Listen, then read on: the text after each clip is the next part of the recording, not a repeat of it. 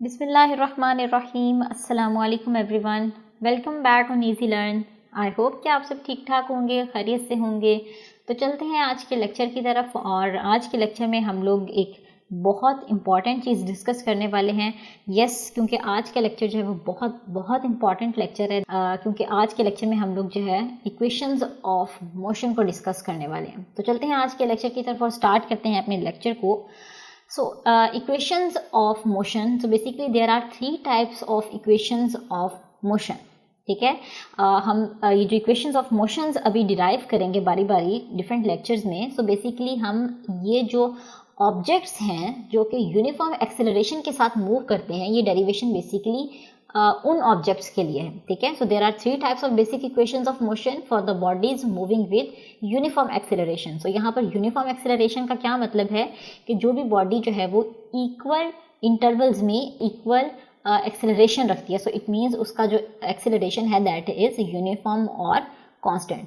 सो यहाँ पर एक बात हमें पता चल गई कि जो ऑब्जेक्ट की मोशन है दैट हैव यूनिफॉर्म एक्सेलरेशन। ठीक है, सो these quantities basically relate initial velocity, final velocity, acceleration, time and distance covered by a moving body. So जब भी कोई ऑब्जेक्ट जो है वो मूव करेगा तो जाहिर सी बात है कि जब वो एक पॉइंट से मूव करना शुरू करेगा तो उसकी कोई ना कोई इनिशियल वेलोसिटी होगी, और जब स्पेसिफिक डिस्टेंस कवर करेगा इन स्पेसिफिक इंटरवल्स तो इसका मतलब उसकी एक एंड पॉइंट होगा जहां पर वो जाके रुकेगा। सो यहाँ से इनिशियल वेलोसिटी निकल आई और जिस पॉइंट पर जाके वो रुकेगा वो उसकी फाइनल वेलोसिटी हो गई। और इस टोटल डिस्टेंस को ट्रेवल करने में जितना उसे टाइम लगेगा और जितना वो एक्सेलरेशन कवर करेगा, इन तमाम पैरामीटर्स से जो है हमारी इक्वेशन ऑफ मोशन जो है वो रिलेट करती है। To simplify the derivation of these equation, we assume that the motion is along the straight line. So हम क्या सपोज करते हैं कि जो भी ऑब्जेक्ट है उसकी जो मोशन है that is along the straight line, सीधी जो है वो मोशन होगी, इसका ग्राफ जो है वो स्ट्रेट लाइन होगा। तो यहाँ पर आपको एक पिक्चर शो हो रही है जिसमें कि आप देख सकते हैं ऑब्जेक्ट जो है वो मूव कर रहा है इन अ स्ट्रेट लाइन। ठीक है, सो ये स्पीड टाइम ग्राफ था हमारे पास। The motion of body is described by a speed time graph as shown in the figure. अब आप यहाँ पे ये जो फिगर गिवन है इसमें आप लोग देख सकते हैं कि हमारे पास स्पीड और टाइम का ग्राफ है। ठीक है, सो ये जो स्पीड टाइम का ग्राफ है, अगर हमने जो है इसमें से एक्सेलरेशन को फाइंड आउट करना है तो हम क्या करेंगे, जो लाइन ए बी है इसका स्लोप फाइंड आउट कर लेंगे, because the slope of line A B is acceleration. The total distance covered by the body, अगर हमने इस टोटल डिस्टेंस कवर करना हो इस ऑब्जेक्ट की मोशन का तो वो क्या होगा, whole area under the curve. और ये बात हमने लास्ट लेक्चर में भी डिस्कस की थी, और इवन जो लास्ट एग्जांपल हमने की थी उसमें ये हमने सॉल्व किया था कि जब भी हमें टोटल डिस्टेंस जो है वो फाइंड आउट करना हो तो कैसे करते हैं। सो बेसिकली जब भी हमें टोटल डिस्टेंस को फाइंड आउट करना होता है सो वो क्या होता है कि whole area under the curve. So यहाँ पर जो आप पोर्शन देख रहे हैं, जो शेडेड पोर्शन यहाँ पे गिवन है, that is basically the total distance covered by the body. Clear. So जब भी हमने एक्सेलरेशन फाइंड आउट करना है तो हम क्या करेंगे, जो बॉडी स्ट्रेट लाइन में मूव कर रही है अगर हम इसका स्लोप ले लेंगे तो हमारे पास क्या आ जाएगा, एक्सेलरेशन। बट अगर हमें टोटल डिस्टेंस फाइंड आउट करना है तो ये जो तमाम एरिया अंडर द कर्व है इसकी वैल्यू को जो है हमें फाइंड आउट करना है। ठीक है, सो इस ग्राफ को यूज करते हुए और इन तमाम कॉन्सेप्ट्स को जो है वो यूज करते हुए अब हम डिफरेंट इक्वेशंस की डेरिवेशन करेंगे। सो आज के लेक्चर में हम लोग जो है वो स्टार्ट करने वाले हैं from the first equation of motion, and these all three equations of motions are very very very important. so ये आप इतना important है कि आप ये समझने की ये मस्ट पार्ट है।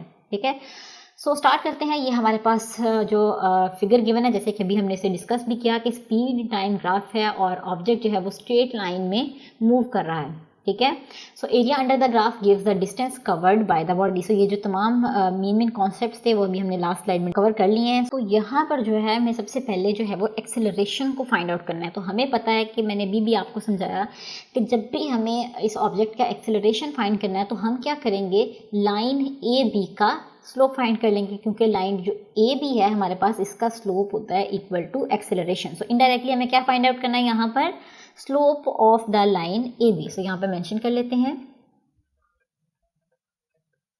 Slope of line A B gives acceleration. So हमने इसे लिख लिया is equals to A is equals to, अब जो है हमें यहाँ पर चेक करना है कि slope of line A B जो है वो किसके इक्वल है। तो जैसे कि आपको पता है कि यहाँ से आप देख भी सकते हैं कि हमारे पास एक ट्रायंगल बन रही है कुछ इस टाइप की, ठीक है। सो यहाँ पर ये जो पॉइंट है that is A, that is B and that is C, ठीक है। सो ये एक रफ सी ट्रायंगल जो है मैंने यहाँ पर बना दी है आपके लिए।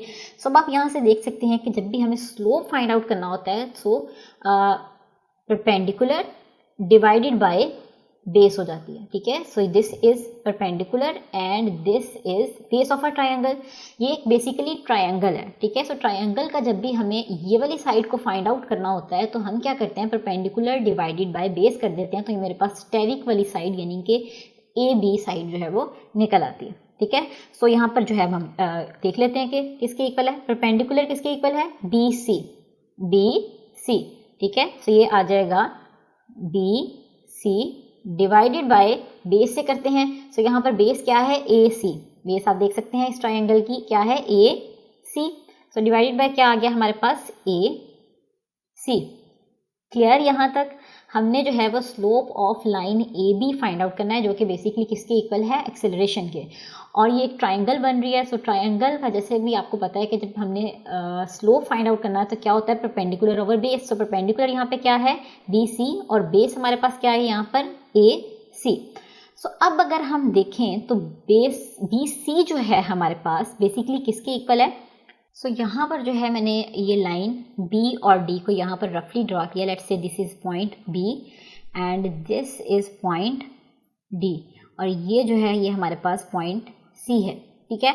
अब हमें जो है वो बी सी की वैल्यू को फाइंड आउट करना है। तो हमें पता है कि अगर हम बी डी हमारे पास टोटल लाइन थी, इसकी लेंथ क्या थी हमारे पास, B D. So B D minus कर देंगे अगर हम बी डी, ये पूरी लाइन क्या थी हमारे पास, B D. So B D में से अगर हम सी डी को निकाल देंगे तो क्या बच जाएगा हमारे पास, बी सी। सो ये हमारे पास निकल आई B C is equals to B D minus किसके, B D minus C D. हमें जो है एक दफ़ा फिर से बता देती हूँ कि ये वाला जो पार्ट था इसकी वैल्यू को फाइंड आउट करना था। सो हमें पता है कि टोटल जो हमारी लेंथ है वो किसके इक्वल है, बी डी के। सो बी डी में से अगर मैं ये वाला पार्ट जो है निकाल दूंगी तो मेरे पास कौन सा पार्ट बच जाएगा, ये वाला, ठीक है। सो इस तरीके से हमने जो यहाँ से बी सी की वैल्यू फाइंड कर ली, that B C is equals to B D minus C D, ठीक है। सो यहाँ पर जो है हम इसे लिख लेते हैं, बी सी किसके इक्वल आ गया हमारे पास यहाँ पर, B D minus C D. So B D minus C D, और डिवाइडेड बाय क्या था हमारे पास, ए सी, वो एज इट इज़ आ गया। सो इसे अभी हमने टच नहीं किया। सो अब हमने जो है वो बी डी और सी डी को भी देख लिया। अब जो हमें नेक्स्ट चीज़ देखनी है यहाँ पर क्या है, ए सी। सो ए सी को अगर आप देखें, सो ए सी ये वाली लाइन है हमारे पास, ठीक है, बेस थी जो कि। सो ए सी किसके इक्वल है, अगर हम सेम इसे मूव करवाएं नीचे को देखें तो ये हमारे पास किसके इक्वल बन रही है, यहाँ से लेकर यहाँ तक। सो ये हमारे पास इनडायरेक्टली किसके इक्वल है, this is the point O and this is the point D. So ये किसके इक्वल आ जाएगी हमारे पास, ओ डी के। सो यहाँ पर हम इसे भी रिप्लेस कर लेते हैं। ये हमारे पास क्या आ जाएगा, B D minus C D divided by क्या आ जाएगा, ओ डी, ठीक है। ये हमने कुछ रिप्लेसमेंट्स कर लिए हैं। सो अब हम देख लेते हैं इन तमाम वैल्यूज़ को कि बी डी क्या है हमारे पास, सी डी क्या है और ओ डी हमारे पास क्या है।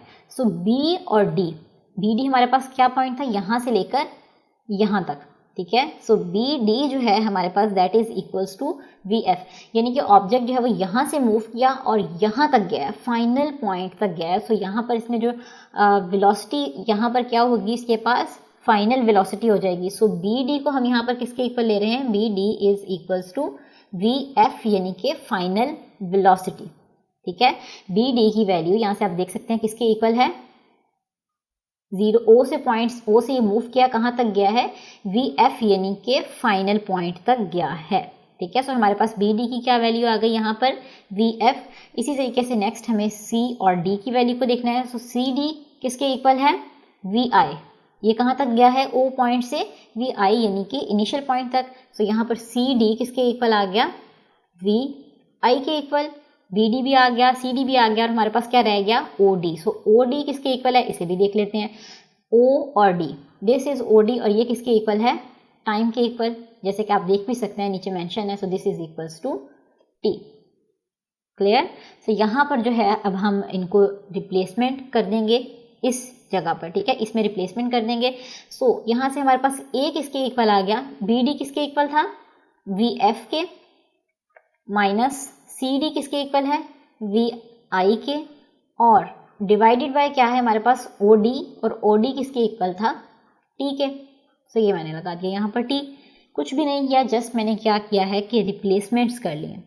सो अब क्या करना है मुझे, किसे सिंप्लीफाई करना है। सो T को जो है मैं दूसरी साइड पे शिफ्ट कर दूंगी।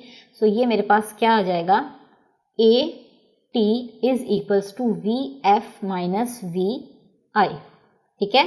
सो अब मुझे यहाँ पर आप देखें तो मेरा VI जो है दैट इज नेगेटिव, सो इसे जो है मुझे पॉजिटिव बनाना है। सो पॉजिटिव बनाने के लिए इसे मैं क्या करूँगी कि इक्वल के दूसरी साइड पे शिफ्ट कर दूंगी।